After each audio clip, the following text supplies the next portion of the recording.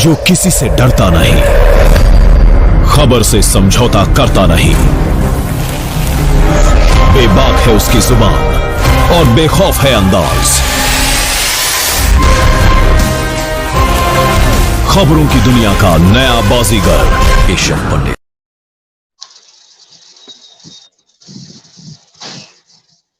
नमस्कार, मैं हूं केशव पंडित और आप देख रहे हैं देश का तेजी से बढ़ता है एटीवी न्यूज चैनल।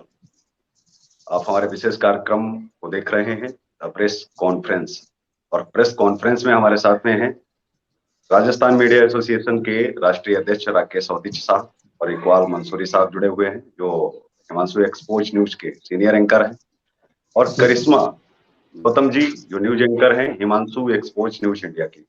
तो आप सभी का बहुत बहुत स्वागत है। राकेश साहब, प्रेस कॉन्फ्रेंस में आपका बहुत बहुत स्वागत है। जी, बहुत धन्यवाद। इकबाल मंसूरी साहब, आपका भी बहुत बहुत स्वागत है प्रेस कॉन्फ्रेंस में। जी, करिश्मा गौतम जी, आपका भी स्वागत है। बहुत बहुत धन्यवाद। जी, मैं शुरुआत मीडिया कर्मियों के लिए ही ये शो जो है, मीडिया कर्मियों के बारे में कोई बात नहीं कर रहा है। देश भर में तमाम चैनल हैं, तमाम अखबार हैं, तमाम बड़े नेटवर्क हैं जहां मीडिया कर्मियों की बात नहीं होती, और उन मीडिया कर्मियों की खासकर बात नहीं होती है जो बड़े पत्रकारों की श्रेणी में नहीं आते, जो मान्यता प्राप्त पत्रकारों की श्रेणी में नहीं आते। एक अर्नब अगर गिरफ्तार हो जाते हैं तो पूरा देश का मीडिया धरने पर बैठ जाता है, प्रदर्शन करने लगता है, हम उनके बारे में छापते हैं, हम परेशान होने लगते हैं, जैसे हमारा ही संस्थान खतरे में आ गया है। लेकिन जब छोटे मीडिया कर्मियों को पकड़ा जाता है, उनके साथ में बहुत कुछ गलत होता रहता है, और ये बड़े पत्रकार, ये बड़े मीडिया कर्मी कभी भी उनके बारे में एक लाइन तक नहीं छापते, और उनको लगता ही नहीं है जब उनके संस्थानों के ऊपर इस प्रकार की आपदाएं या कहीं ना कहीं कुछ होता है। मैं समर्थन नहीं करता हूं सरकारों का जो इस प्रकार से पत्रकारों के ऊपर कर रही हैं, लेकिन कहीं ना कहीं मीडिया संस्थानों को भी छापना चाहिए। राकेश औदिच साहब, आप इससे कितना सहमत हैं कि हम बड़े पत्रकारों के लिए जितना परेशान हैं, क्या बड़े पत्रकार हमारे लिए भी उतने परेशान होने चाहिए या नहीं होने चाहिए? मैं बात करना चाहता हूं और जनता को बताना चाहता हूं, राजस्थान ही नहीं पूरे भारत देश में जिस तरह से मीडिया कर्मियों की जो स्थिति है आज, वो बड़ी दयनीय स्थिति है। कारण क्या है कि मीडिया का स्तर जो गिरा है वो क्योंकि जो इस तरह के जो सोशल मीडिया पर जो कई तरह के प्लेटफॉर्म बने हुए हैं, सोशल मीडिया पे जो आ रहे हैं, जो पब्लिक काम कर रही है सोशल मीडिया पर, तो कहीं ना कहीं जो मीडिया कर्मी। राकेश साहब, आपकी आवाज नहीं मिल पा रही है। जी, आवाज में कुछ प्रॉब्लम आ रही है। आवाज आ रही है आपको मेरी? अभी ठीक आ रही है, बोलिए। हाँ, मैं निवेदन करना चाहूंगा, जो मीडिया कर्मी है वो जो सोशल पोर्टल खोल रखे हैं, जिन्होंने जो काम कर रहे हैं पोर्टल पर, बहुत अच्छी बात है। मगर कारण क्या है, जो लोकल व्यक्ति जो मीडिया को बदनाम कर रहे हैं और मीडिया के स्तर गिरा रहे हैं, उन लोगों से सबसे बड़ा तो मीडिया कर्मियों को आज खतरा है। क्योंकि कोई भी व्यक्ति रामलाल, श्यामलाल, मोहनलाल चैनल खोल लेता है, और चैनल खोलने के बाद में कोई सी भी खबर लगा देता है। खबर लगाने के बाद अधिकारियों में अपना वस्तुत्व कम होता जा रहा है, धीरे धीरे मीडिया की स्तर गिरता जा रहा है।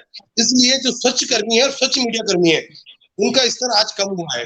दूसरा मुद्दा है, इस चीज पर आपको गौर करना होगा, क्योंकि भारत देश में जो मीडिया कर्मी है वो आज अधिसूचीकरण मान्यता पत्रकार जो होते हैं, सरकार जहां पत्रकारों को सुविधाएं उपलब्ध कराती है, उन पत्रकारों को सुविधाएं उपलब्ध नहीं होती। कारण क्या होता है, क्योंकि उनको अधिसूचीकरण नहीं हो पाता है। अब अधिसूचीकरण की बात करें हम, तो अधिसूचीकरण के कुछ नॉर्म्स होते हैं जो पत्रकार को फॉलो करने होते हैं। 4 साल से पत्रकारिता में वो कार्यरत हो, उसका लेटर। अब कहीं बड़ी संस्थान उस लेटर को जारी नहीं करती है, तो पत्रकार का अधिसूचीकरण होना संभव नहीं है। इसी तरह से कई फॉर्मेलिटी सरकार, राजस्थान सरकार, मध्य प्रदेश सरकार, गुजरात सरकार, अन्य सरकार जो है वो इस तरह का जो प्रोसेस रखती है, उस प्रोसेस में कई तरह के पत्रकार फॉलोअप नहीं कर पाते, और उनकी उम्र 80 साल तक हो जाती है, तब तक वो अधिकृत पत्रकार नहीं बन पाते। इसलिए सरकारों को सोचना होगा और इस प्रणाली में कुछ छूट करनी होगी, कुछ नियम बदलने होंगे, जिससे पत्रकारों को लाभ मिल सके और पत्रकार कम से कम अपनी और अपनी जान मान की सुरक्षा कर पाए।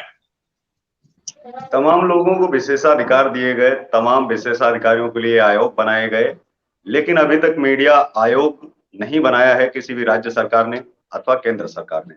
दूसरी सबसे बड़ी चीज है कि जो आपने कहा कि यूट्यूब चैनल जो जिस तरीके से धड़ल्ले से खुल रहे हैं, कोई अपने अवैध काम को छुपाने के लिए, और कोई शायद चैनल से ही अवैध काम करता है, तो क्या ये संभव नहीं है कि इन यूट्यूब चैनलों के लिए जिस तरीके से सरकार अभी नए नियम ला रही है, रूल्स ला रही है, पंजीकरण की व्यवस्था कर रही है, उसमें इन्होंने क्या किया है कि सरकारी बाबू अब आएगा, अब सरकारी बाबू बैठेगा और उसकी एक शिकायत पर 36 घंटे में आपका वीडियो डिलीट हो जाएगा।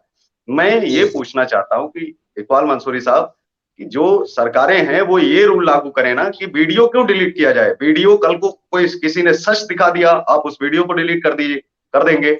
आप कार्यवाही करने की बात करिए ना, अगर वो वीडियो गलत है तो चलाने वाले के खिलाफ कार्यवाही होनी चाहिए या वीडियो डिलीट होना चाहिए। जी जैसा कि मैं एक स्टेज एंकर भी हूं और स्टेज टीवी कलाकार भी हूं, एज ए मोटिवेटर भी हूं, मैं एक बात कहूं कि जो लोग सब्जी में नहीं समझते, यानी सुनार से सब्जी बिकवा रहे हैं और सब्जी वाले से सोना बिकवा रहे हैं। ये सरकारी महकमे में जो मीडिया के बारे में एबीसीडी भी नहीं जानते, उनको मीडिया कर्मी पे नियुक्त किया जा रहा है।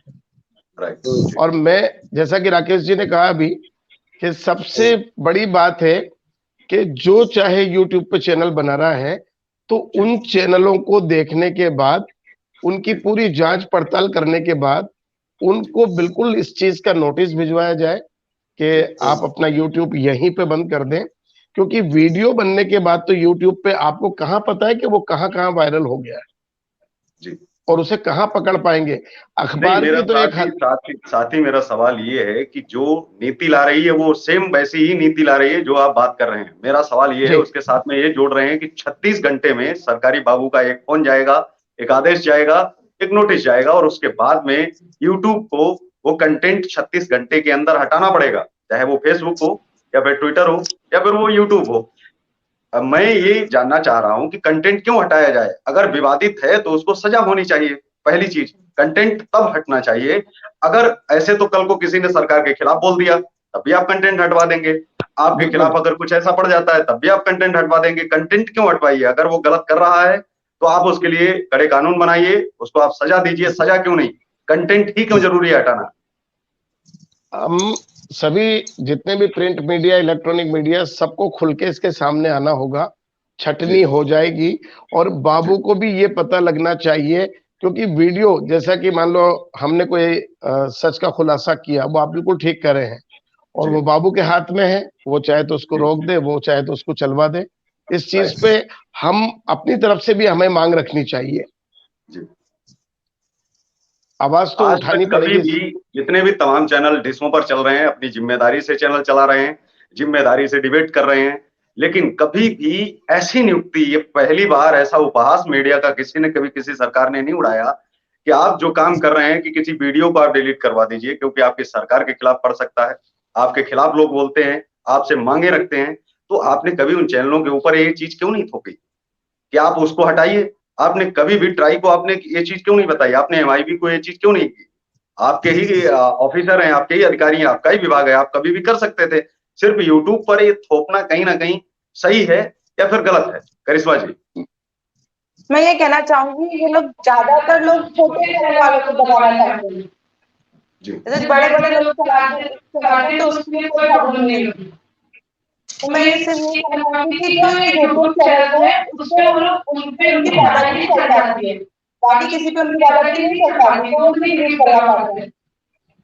क्योंकि ये जो यूट्यूब चैनल ज्यादा छोटे चैनल है, छोटे पत्रकार है, जो खबरें ढूंढ के लाते हैं, सच सामने लाते हैं, लेकिन ऐसा कुछ नहीं होता, उनका सच डिलीट कर दिया जाता है, उनका वीडियो डिलीट करवा दिया जाता है। जहां तक मेरा मानना है, देश में पत्रकारों की जो योग्यता को लेकर के सवाल उठाए जाते हैं, हालांकि चाहे जो लेखक हैं, रचनाकारों की योग्यता नहीं कोई होती है, उनकी योग्यता उनके शब्द ही होते हैं, उनका परिचय जो है उनकी आवाज होती है। ये मीडिया में सदैव रहा है, लेकिन कहीं ना कहीं योग्य पत्रकारों को आगे आना ही चाहिए, उनको मौका भी मिलना चाहिए। लेकिन इसके लिए क्या आयोग की गठन करनी चाहिए राज्य सरकारों को या केंद्र सरकारों को? क्या जरूरत नहीं है कि मीडिया आयोग का गठन हो और उसके बाद में वो चीजें तय करें? राकेश साहब, मैं सबसे बड़ी बात ये कहना चाहूंगा, जिस तरह से 500 रुपए में, 300 रुपए में, 200 रुपए में जो लोगो आईडी मिलती है पत्रकारों को, आजकल 300 रुपए में लोगो आईडी जो चैनल दे रहे हैं, यूट्यूब चैनल वगैरह जो बना के खुद ही, तो ऐसे लोगों के खिलाफ एक तो कार्रवाई हो। दूसरी चीज सबसे बड़ी बात कि जो स्वच्छ मीडिया है और जो सालों से मीडिया में काम कर रहे हैं, उन सभी को एक स्तर मिले, एक उन सभी को अपना सरकार की तरफ से उन्हें योजनाएं मिले, और जो सरकार ने योजनाएं चला रखी है उन योजनाओं का फायदा ये लोग उठा पाए, उससे जो है वो लाभान्वित हो सकें और उन्हें वो योजनाओं का पूरा पूरा लाभ मिल सके। लेकिन आपने एक शब्द सुना होगा, फर्जी पत्रकार। जिस देश में हर गली नुक्कड़ पर जहां प्रेस कार्ड बांटे जा रहे हैं और लोगों को दिए जा रहे हों, क्या ऐसे देश में संभव है कि कोई फर्जी पत्रकार हो सकता है? दलाल पत्रकार हो सकता है, ठीक है, भ्रष्ट पत्रकार हो सकता है, लेकिन फर्जी पत्रकार बनने की या होने की जरूरत नहीं है। जैसे पुलिस अगर कहीं रिश्वत लेती पकड़ी जाती है तो क्या फर्जी पुलिस वाला उसको बोल दिया जाता है? नहीं। कहीं पर हम किसी आईएएस आईपीएस को फर्जी वो रिश्वत लेते हुए देखते हैं या कुछ गलत कामों में हम संलिप्त पाते हैं, क्या उनको फर्जी आईएएस या फर्जी आईपीएस का तमगा देते हैं? कल को हम छापते हैं? नहीं छापते हैं। तो फिर जब पत्रकार कोई पकड़ा जाता है गलत काम करते हुए तो उसके ऊपर कार्रवाई होनी चाहिए। सारी चीजों से सहमत हूं, लेकिन फर्जी पत्रकार उसे क्यों कहा जाता है? फर्जी पत्रकार कहां से हो गया? सर मैं फर्जी पत्रकार नहीं कह सकता, मैं तो ये कह सकता हूँ कि जो ब्लैकमेलिंग के पत्रकार आ रहे हैं उन पत्रकार को उनको समझना होगा, और जो इस तरह के जो पत्रकार हैं जो कमाने के लिए आ रहे हैं मीडिया में, उन पे कार्रवाई हो। इसीलिए सरकार क्या है, कंफ्यूजन में है। सरकार ये सबसे बड़ी कंफ्यूजन है सरकार को, क्या है सिस्टम क्या है, और इसीलिए आप इकबाल साहब, आप इससे कितना सहमत हैं कि पत्रकारों के लिए जो फर्जी शब्द उपयोग किया जाता है, क्या ये बड़े मीडिया संस्थान हो या फिर छोटे, क्या उनको बंद नहीं करना चाहिए? मैं एक आपको उदाहरण देता हूं कि 10 साल लगातार दो लोगों ने काम किया, एक दूसरे संस्थान से था, एक दूसरे मीडिया संस्थान से। दोनों लोगों में 10 साल के बाद में एक व्यक्ति कहीं पकड़ लिया जाता है रिश्वत लेते हुए या उसको फंसा दिया जाता है, उसके ऊपर केस होता है। केस में जो मुंशी हैं, वहां के एसएचओ हैं, जो थानेदार हैं, वो फोन करते हैं संपादक को और कहते हैं कि क्या ये आपके पत्रकार हैं? संपादक उनसे पूछता है पलट करके कि इन्होंने किया क्या है, आप ये बताइए। तो वो कहते हैं कि जी ये पैसे लेते हुए पकड़े गए। तो उन्होंने कहा नहीं, पैसे लेते हुए पकड़े गए जी, मैंने तो अभी इनको हटा दिया हुआ है, टर्मिनेट कर दिया, अब इनका हमारे संस्थान से कोई लेना देना नहीं है दूर दूर तक। तो फिर हमारा जो लेटर है वो डीएम अथॉरिटी में जमा करने का क्या मतलब है? वहां पर सूचना विभाग किस लिए बैठा है? सबसे पहले तो जो थानेदार को फोन करना चाहिए वो सूचना विभाग में जानकारी लेनी चाहिए कि ये पत्रकार है कि नहीं है। संपादक मना करने वाला कौन होता है? वो तो बनाने वाला है। इसलिए संपादक के ऊपर भी उतनी ही बड़ी ही कार्रवाई होनी चाहिए। हालांकि वो गलत काम करते हुए पकड़ा गया है, इसके लिए केस दर्ज होने चाहिए, सब होना चाहिए। लेकिन जो फर्जी पत्रकार का तमगा लग रहा है, दूसरा जांच का विषय है और जांच नहीं करवाई गई। उसको सुबह जो दूसरा काम कर रहा है उसके साथ में उसी ने खबर छाप दी सुबह कि फर्जी पत्रकार पकड़ा गया जी, जबकि 10 सालों से वो लगातार उसी के साथ में भाई भाई, छोटा भाई, बड़ा भाई करके साथ में काम कर रहा था। ना तो उस पत्रकार ने उस पत्रकार के घर पर जाकर के असलियत पूछने की बात की, ना कोई मिलने गया। कोई संगठन जो बात करते मैं हमेशा एक ही चीज कहता हूं कि किसी संगठन को ये नहीं मालूम है कि हमारे जिले में, हमारे प्रदेश में और हमारे राज्य में कितने पत्रकार जेलों के अंदर बंद हैं। आखिर क्यों नहीं मालूम है आपको? पत्रकार सही है अथवा गलत है ये अदालतें तय कर लेंगे, लेकिन आपको कम से कम उनकी गिनतियां मालूम होनी चाहिए। आपको उनकी गिनती मालूम होनी चाहिए या नहीं? वो दूसरा विषय है कि बड़े बड़े जो कानून बनाए हैं सरकारों ने, उन पर अगर हम सवाल करें, बड़े कानून बनाने से कुछ नहीं होता है। बड़े कानून महिलाओं पर बनाए गए 10 साल लगातार, 20 साल तक उनके ऊपर उसी तरीके से जो है जुल्म होता रहा। उसके बाद फास्ट ट्रैक कोर्ट की स्थापना हुई, फास्ट ट्रैक कोर्ट में उन कानूनों को अमल में लाया गया और कार्रवाई अब तेजी जो है पकड़ी है।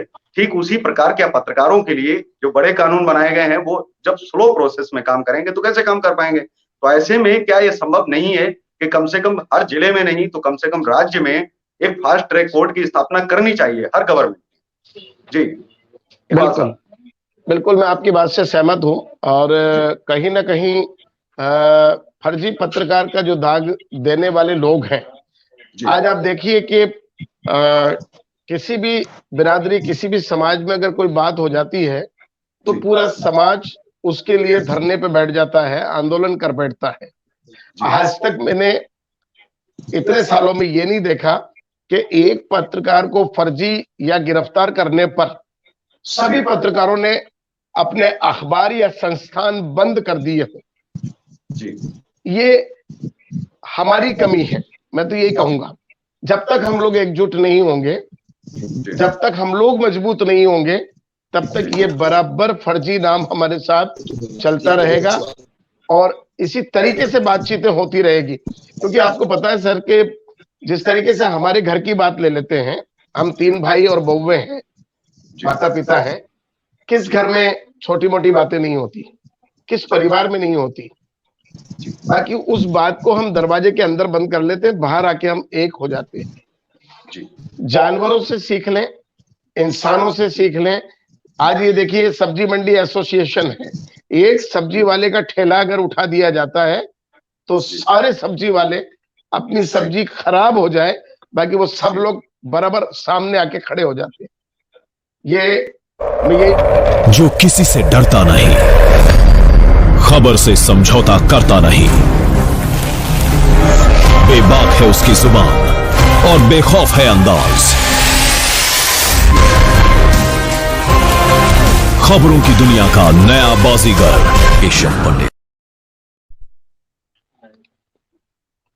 अभी राकेश साहब कैसे अलग हो गए? एक्चुअली डिबेट में गड़बड़ हो गया है।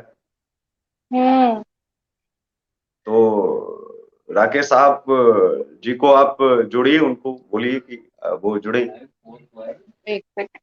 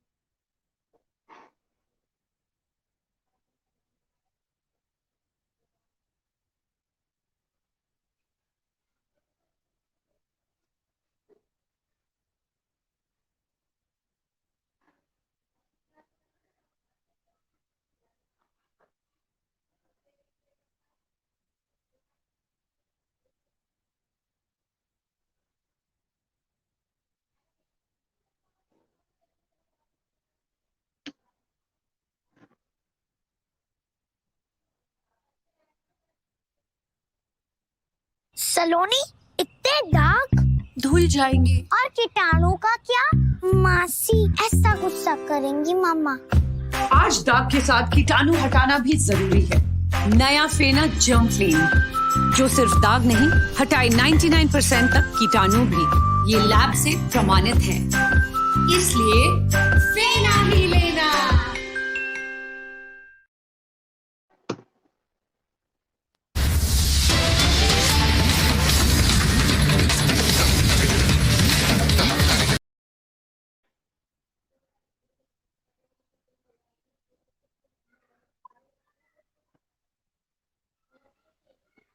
राकेश साहब अभी जुड़े नहीं है। हाँ, राकेश जी नहीं आए अभी। जी, राकेश जी के नहीं जुड़ने से डिबेट डिस्टर्ब हो चुका है। करिश्मा, हाँ, वो उनका क्या टेक्निकल प्रॉब्लम आ गई। जिस एरिया में वो है वहाँ पे टावर गिर गया, तो उनका नेट नहीं चल रहा है अभी, इस वजह से प्रॉब्लम आ गई।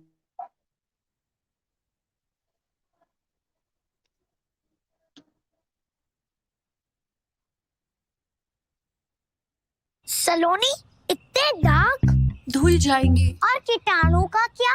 मासी ऐसा गुस्सा करेंगी मम्मा।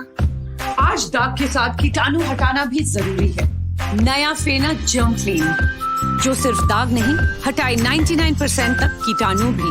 ये लैब से प्रमाणित है, इसलिए फेना ही लेना।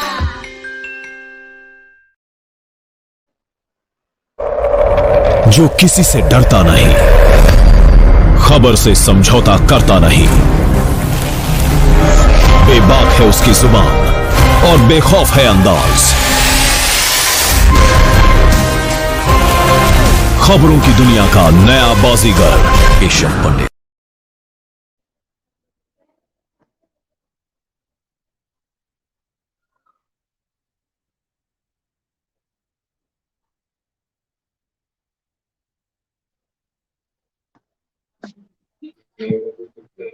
सभी परेशान हो रहे हैं, मुझे लगता है कि आवाज नहीं आ पाए ना राकेश जी? हेलो,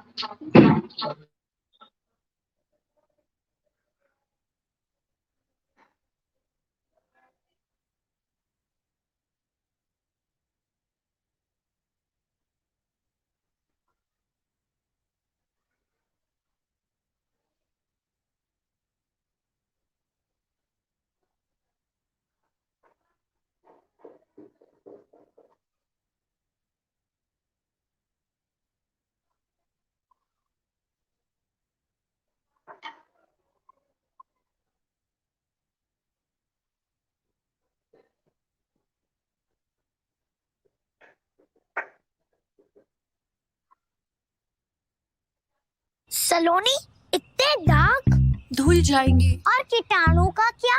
मासी ऐसा गुस्सा करेंगी मम्मा। आज दाग के साथ कीटाणु हटाना भी जरूरी है। नया फेना जर्म क्लीन, जो सिर्फ दाग नहीं हटाए 99% तक कीटाणु भी। ये लैब से प्रमाणित है, इसलिए फेना ही लेना।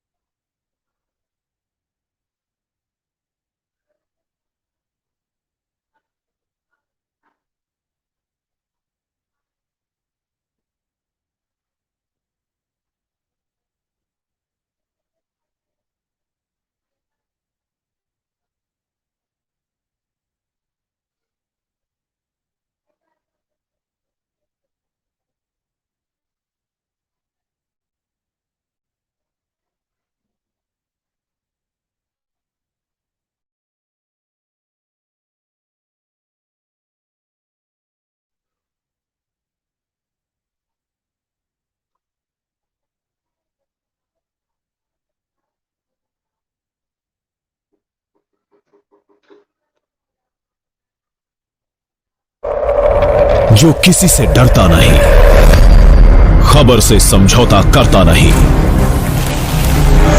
बेबाक है उसकी जुबान और बेखौफ है अंदाज। खबरों की दुनिया का नया बाजीगर ईशा पंडित।